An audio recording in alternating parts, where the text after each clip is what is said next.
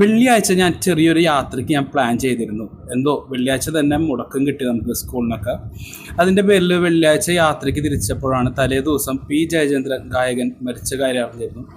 അങ്ങനെ ഞാൻ വെള്ളിയാഴ്ച അദ്ദേഹത്തിൻ്റെ കൊട്ടാരത്തിൽ, അദ്ദേഹം പാലിയം കൊട്ടാരത്തിലാണ്, അപ്പോൾ അവിടെ ഞാനൊന്ന് പോയിരുന്നു. അപ്പോൾ അവിടെ അറിഞ്ഞതെന്ന് വെച്ച് കഴിഞ്ഞാൽ ശനിയാഴ്ചയാണ് അദ്ദേഹത്തെ കൊണ്ടുവരുന്നത്. അപ്പോൾ ഈ ഭാഗം ഉണ്ട് പാലിയം കൊട്ടാരത്തിൻ്റെ അമ്പലമാണത്, ഇത് ഊട്ടുപുരയാണ്. അപ്പോൾ നമ്മൾ ചെന്ന വശം അവിടെ JCB കൊണ്ട് പറമ്പും കാര്യങ്ങളൊക്കെ ക്ലീൻ ചെയ്യുന്നുണ്ടായിരുന്നു. ഉടനെ ഞാൻ ലൈവ് ഇട്ടെങ്കിലും എൻ്റെ 2-3 ഫ്രണ്ട്സ് വിളിച്ച് പറഞ്ഞു ലൈവ് പിന്നീട് കിട്ടിയില്ല എന്നൊക്കെ പറഞ്ഞു. ലൈവ് അതിൽ തന്നെ കിടപ്പുണ്ട് കേട്ടോ. അപ്പോൾ ഇതാണ് JCB കൊണ്ട് ക്ലീൻ ചെയ്യുന്നുണ്ടായിരുന്നു. ഒരു 200ഓളം കാറുകൾ പാർക്ക് ചെയ്യാൻ പാകത്തിൽ ഒരു പറമ്പ് സെറ്റ് ചെയ്യുന്നുണ്ടായിരുന്നു. അങ്ങനെ നമ്മൾ ഇതാണ് പാലും ആ ഭാഗത്തേക്കുള്ള എൻട്രൻസ് കേട്ടോ. അപ്പോൾ അവിടെ വരുന്ന സ്ഥിരം പണിക്ക് വരുന്ന ചേട്ടനാണിത്. അപ്പോൾ പുള്ളി അത് ക്ലീൻ ചെയ്യാൻ വന്നിട്ടുണ്ടായിരുന്നു. അപ്പോൾ ഒരു കുറച്ചൊരു ഏരിയ പിതൃസ്മൃതി എന്ന് പറഞ്ഞിട്ട് ഒരു 30 സെൻറ്റോളം വരുന്ന ഒരു ഏരിയ അവിടെ തിരിച്ചിട്ടുണ്ട്. ഇത് 4 കെട്ടാണ്. ഞാൻ കഴിഞ്ഞ വീഡിയോയിൽ ഞാൻ പാലിയത്തിൻ്റെ വീഡിയോ ഞാൻ ചെയ്തിട്ടുണ്ടായിരുന്നു. കാണാത്തവർക്ക് ലിങ്ക് ഞാൻ ഇതിൽ കൊടുത്തേക്കാം. അപ്പോൾ അതിൽ ഞാൻ ഇത് ഡീറ്റെയിൽ ആയിട്ട് പറയുന്നുണ്ട്. അപ്പോൾ ഈ പിതൃസ്മൃതി തുറക്കുന്നതെന്ന് വെച്ച് കഴിഞ്ഞാൽ ക്ലീൻ ചെയ്യാനും അല്ലെങ്കിൽ പിന്നെ ആരെങ്കിലും മരിക്കുമ്പോൾ അവരെ അടക്കാനുമാണ്. അപ്പോൾ ഇത് ക്ലീൻ ചെയ്യാൻ ആ ചേട്ടൻ തുറന്ന്, അപ്പോൾ ചേട്ടൻ്റെ അപ്പോൾ കുറച്ചേരം ഞാൻ നിന്ന്, പുള്ളിയും ഇങ്ങനെ വ്ളോഗൊക്കെ ചെയ്യുന്ന ആളാണ്. അങ്ങനെ ഇതാണ് കേട്ടോ ഈ ഏരിയ. അപ്പോൾ ഈ നേരെ കാണുന്നത് ഈ വീടുകളൊക്കെ സിനിമ ഷൂട്ടിങ്ങിനൊക്കെ ഉപയോഗിച്ചിട്ടുള്ള വീടുകളാണ്, നിങ്ങൾ കണ്ടിട്ടുണ്ടാവും. അങ്ങനെ ഈ പുള്ളിക്കാരൻ ക്ലീനിങ് ഒക്കെ തുടങ്ങിയിട്ടുണ്ട്.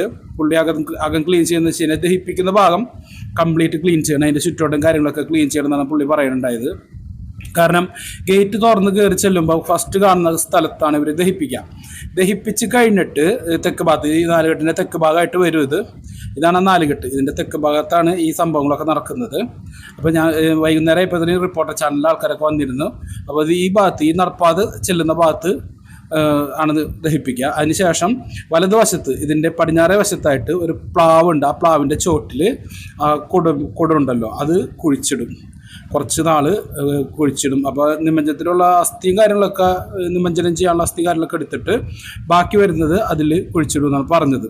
അതിനുശേഷം കുറച്ച് കാലം കഴിയുമ്പോൾ വീണ്ടും അതെടുത്ത് കടലിൽ ഉപേക്ഷിക്കുകയാണ് ചെയ്യുക. അപ്പോൾ റിപ്പോർട്ടർ ചാനലിലായിരുന്നു തകൃതിയായിട്ട് അവർ റിപ്പോർട്ടിങ് കാര്യങ്ങളൊക്കെ നടക്കുന്നുണ്ട്. അപ്പോൾ ഞാൻ ചെല്ലുമ്പോൾ 2 ആൾക്കാർ വന്നിട്ടുണ്ടായിരുന്നു. ഒന്ന് ദൂരദർശൻ കേന്ദ്രയും പിന്നെ ഉള്ളത് റിപ്പോർട്ടറും. അപ്പോൾ റിപ്പോർട്ടർ ഉച്ചയായിട്ടോ വന്നപ്പോൾ ഞാൻ കുറച്ച് നേരം ഇവിടെ നിന്നു. അപ്പോൾ നമുക്ക് ഇവിടെ ഷൂട്ട് ചെയ്യാനുണ്ടായത് വൈപ്പിൻകോട്ട സെമിനാരി ആയിരുന്നു ഷൂട്ട് ചെയ്യാൻ പോകേണ്ടിയിരുന്നത്. വൈപ്പിൻകോട്ട സെമിനാരി, പിന്നെ ആ ഒരു ഭാഗം ചേന്നമംഗലം, ആ ഭാഗമാണ് നമുക്ക് കോട്ടൽ കോവിലകം, ആ ഭാഗമാണ് നമുക്ക് ഷൂട്ട് ചെയ്യാൻ പോകേണ്ടിയിരുന്നത്. അപ്പോൾ ഞാൻ കുറച്ച് നേരം ഇതൊക്കെ കണ്ടു നിന്നു. അപ്പോൾ ഞാൻ കരുതിയത് വൈകുന്നേരത്തോടുകൂടി എത്തുമെന്നാണ് കരുതിയത്. പക്ഷേ വൈകുന്നേരത്തോടുകൂടി എത്തൂല എന്ന് അവർ കൺഫേം ചെയ്ത് പറഞ്ഞു. നാളെ അതായത് ശനിയാഴ്ച ഉച്ചയ്ക്ക് മുമ്പായിട്ട് 10 മണിയോടുകൂടി ഒക്കെ എത്തുള്ളൂ. 10 മണിയോടുകൂടി തന്നെ കർമ്മങ്ങൾ തുടങ്ങുമെന്നാണ് പറഞ്ഞത്.